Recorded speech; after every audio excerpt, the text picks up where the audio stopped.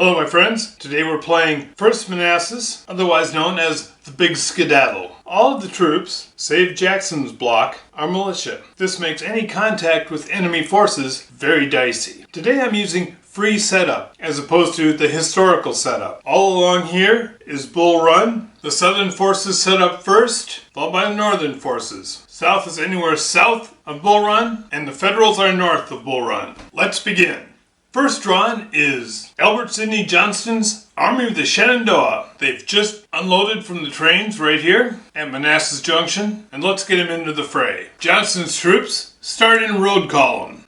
I'm adding some homebrew road markers to them now. I have a local friend who produces these bases for any gaming uses, and I'll put a link to the Pub Battles road column markers in the description below. They're not necessary, but they're handy, because oftentimes on minor roads, units must remain stretched out. Again, not necessary, just handy. One thing to note when fighting First Bull Run, the blocks aren't actually full divisions. They're only brigades, so they don't become strung out when moving in road column. Miles' division sees the southern troops approaching and boldly strikes out. Because the 2nd and 3rd Division are arriving west of Tyler's division, Tyler has been ordered to demonstrate actively and distract the southern forces.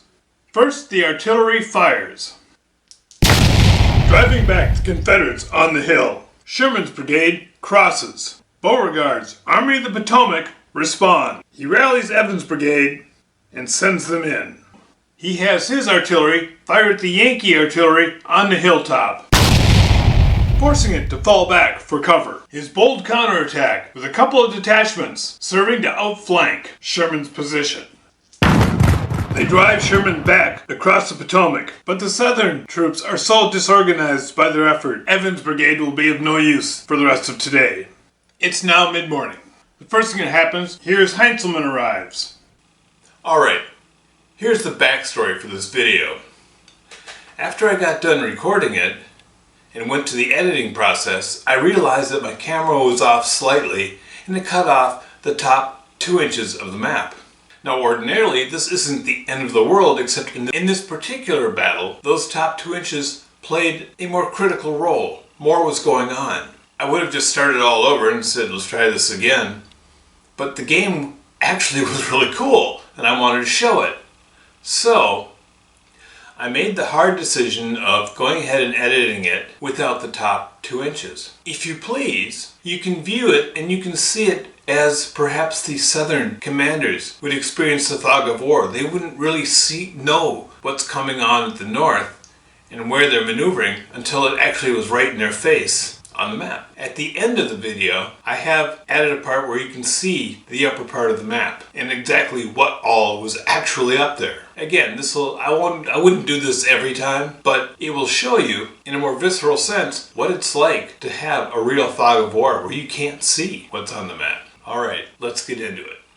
Beauregard's Army of the Potomac stiffens its defenses, and Beauregard moves east to manage the rest of his corps, and orders his troops across the Bull Run, hoping to relieve the pressure on his western troops. Miles' assault across the Bull Run. He strikes the front of the column and eliminates the lead detachment. Unfazed, Johnston organizes a response and orders Jackson and Stuart across Bull Run. It seems like the dam is about to burst. Miles believes the Rebs are everywhere, and he falls back. He is entrusted with protecting the Union line of communication through Centerville. First, this one. The Union detachment is sacrificed, driving the rebels back. And Shanks' brigade, defending against the southern attack. Shanks' men are driven back, but they exact a price. The South loses another block. And in the late morning, Miles builds up a defensive line.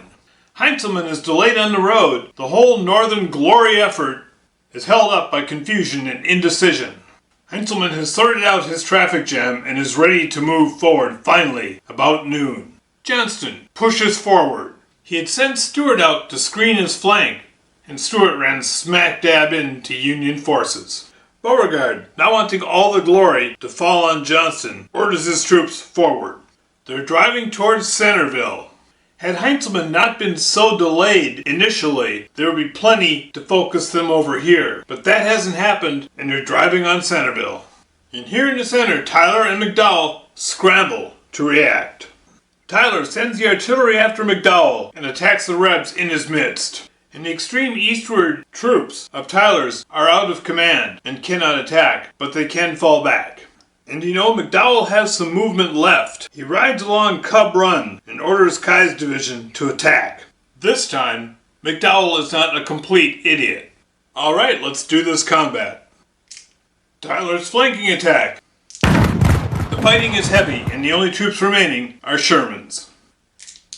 McDowell's attack on Johnston's troops. The attack is a disaster, and Johnston's troops, under Early, attacked from the flank, are still able to destroy Kai's brigade. It's noon, and the last brigade of Johnston's corps arrives at Manassas Junction. And 2 more of Johnston's combats to resolve. Jackson's brigade is driven back, and Johnston's men exhaust themselves totally, driving back Miles' brigade under Davies.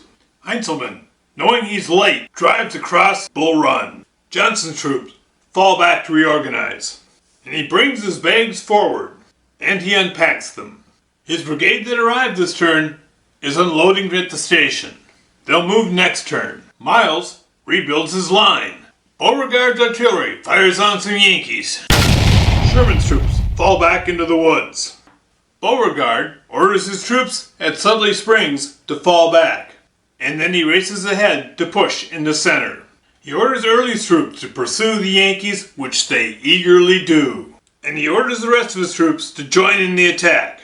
Hunter is finally able to get his troops into the battle. He is immediately sent east to try and recover the center. And Runyon arrives, just in time to occupy the fortifications in the area. And Tyler races to help his men in the center, but he cannot reach them. Combat at noon. Heinzelman's attack across Bull Run. The attack is driven back. Beauregard's flanking attack in the center. Though Early's troops do not remain unscathed, the northern forces are shattered. It's early afternoon. Beauregard feels these Yankees are easy to beat and easy to push back. He's ready to race forward and calls for Albert Sidney Johnston to help him. Johnston says his experiences are a little different with the Yankees he's facing.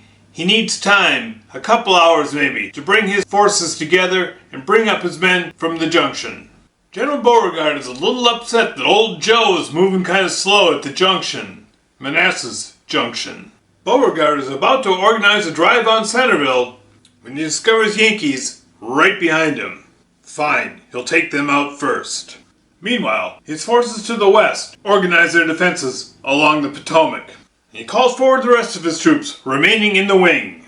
Hunter scouts ahead and is dismayed to find rebels right in the midst. Heinzelman renews the assault. Tyler hears reports of Hunter's division coming up behind him. Finally, his command is shattered from fighting with the rebels all morning.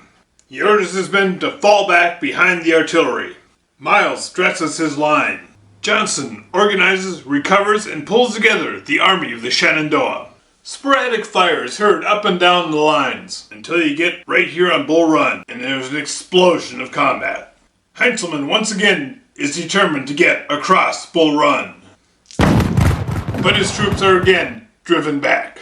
It's late afternoon. Heinzelman rallies his men and tries again. Beauregard covers his flank, brings up fresh troops, and lets his own troops recover. Where is Johnston? Hunter, sensing he must do something now or never, attacks. Albert Sidney Johnston, sensing it's now or never, attacks. Miles' troops fall back. Union cavalry engages with the detachment of rebels. The rebels head for the hills. And Fitzjohn Porter's brigade, part of Hunter's division, attacks a rebel detachment. Still the exact heavy price, they're driven back. And once again, Heinzelman's exhausted troops try again to cross the Bull Run. And finally, they crack the southern defenses at Sudley Springs as Oliver Howard's brigade captures the town. And now you can see at dinner time, the South has suffered 6 infantry block losses. The North has suffered 5. At 6 infantry blocks, the Southern Army breaks. The North will require 2 more. Had the crossing been as disastrous at Sudley Springs as it was all game, the Northern Army probably would have broke, because Heintzelman was not going to stop till he got across or died trying. There you have it. Dinner time, first Bull Run, a Federal victory. That, my friend, was a very good game. Now here's a post-game view with the fog of war burned off.